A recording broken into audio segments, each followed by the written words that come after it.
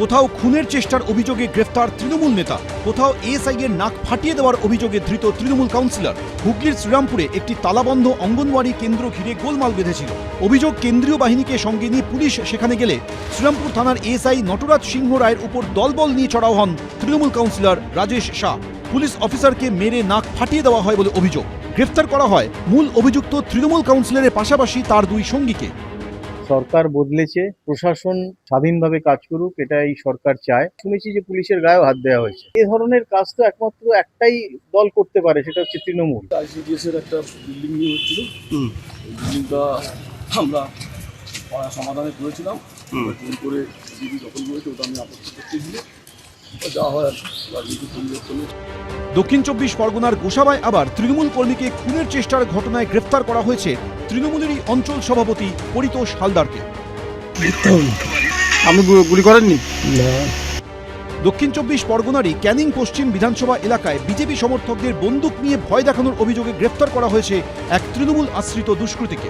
ধৃতের থেকে বাজেয়াপ্ত করা হয়েছে একটি আগ্নেয়াস্ত্র ও 1 রাউন্ড কার্তুজ।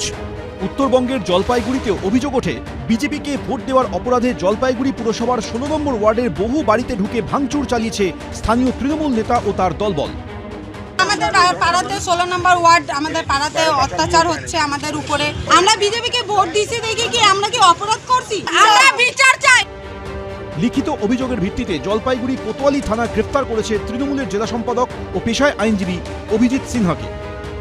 অনেক লোক এসেছিল, থানাতে কমপ্লেন দিল, জানা গেল যে হ্যাঁ এরকম একটা ঘটনা হয়েছিল, ওনাকে আমরা অ্যারেস্ট করেছি।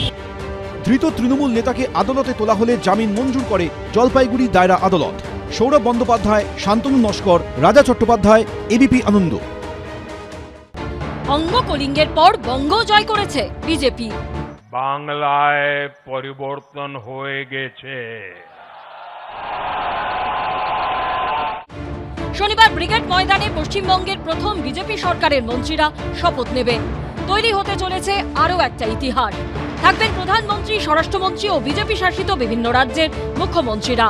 এরই মধ্যে মধ্যমগ্রামে যে ভয়ঙ্কর ঘটনা ঘটে গেল তা নিয়ে রীতিমতো উদ্বিগ্ন কেন্দ্রীয় সরকার, বিজেপির রাজ্য এবং কেন্দ্রীয় নেতৃত্ব।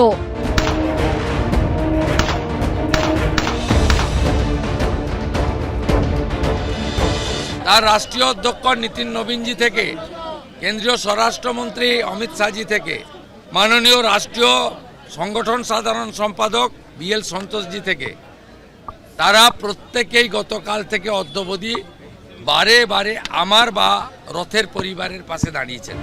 ঘটনা জানা মাত্র বুধবার রাতে একে একে হাসপাতালে পৌঁছে যান শুভেন্দু অধিকারী, সুকান্ত মজুমদার, অগ্নিমিত্রা পাল, সজল ঘোষ, রুদ্রনীল ঘোষ, স্বপন দাশগুপ্ত সহ বিজেপির নেতা নেত্রীরা। বৃহস্পতিবার সকালে হাসপাতালে যান রাজ্য সভাপতি শ্রমিক ভট্টাচার্য। যে জিনিস হয়েছে খুবই দুর্ভাগ্যজনক। আমাদের পরিবার থেকে আমরা একজনকে হারিয়েছি এবং নিশ্চয়ই তদন্ত চলবে, তদন্ত চলছে। কারণ ডিজাইন কিলিং যেটা হয়েছে, অ্যাসাসিনেশন, সেটা কিভাবে হয়েছে, কারার পেছনে আছে, নিশ্চয়ই সময় বলবে। ভোট মিটে গেলে এখনো রাজ্যে রয়েছে কেন্দ্রীয় বাহিনী। এদিন ঘটনাস্থলে আসেন বিএসএফ এর ডিজি প্রবীণ কুমার। সূত্রের দাবি, ঘটনার রিপোর্ট চেয়েছে স্বরাষ্ট্রমন্ত্র। সিট গঠন করে তদন্ত চালাচ্ছে পুলিশ। সমীরণ পাল, অনির্বাণ বিশ্বাস ও সৌমিত্র রায়ের রিপোর্ট, এবিপি আনন্দ। এবিপি আনন্দ, এগিয়ে থাকে, এগিয়ে রাখে।